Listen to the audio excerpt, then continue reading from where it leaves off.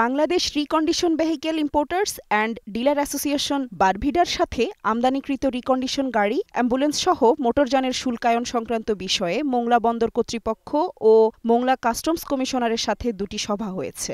বারভিডা সভাপতি হাবিবুল্লাহ খান ডন এর নেতৃত্বে একটি প্রতিনিধি দল মঙ্গলবার দুপুরে মোংলা বন্দর চেয়ারম্যান রিয়ার অ্যাডমিরাল শাহিন রহমানের সঙ্গে মতবিনিময় করেন। পরে বেলা 2:30টায় কাস্টমস কমিশনার ভবনের হলরুমে কমিশনার AKM মাহবুবুর রহমানের সাথেও মতবিনিময় করেন।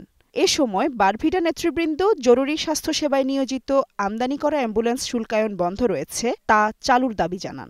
একই সময় আমদানিকৃত গাড়ি নির্দিষ্ট মেয়াদে খালাস না নিলে যে জরিমানা ছিল সেই জরিমানা 17 গুণ বাড়ানো হয়েছে, এটিও কমানোর দাবি জানান। সভায় বারভিডার ভাইস প্রেসিডেন্ট রিয়াজ হোসেন, কেন্দ্রীয় নেতা আহসানুর রহমান আরজু, মোংলা বন্দর ও মোংলা কাস্টমস কমিশনার কার্যালয়ের ঊর্ধ্বতন কর্মকর্তাবৃন্দ ও গণমাধ্যম কর্মীরা সহ আরও অনেকে উপস্থিত ছিলেন।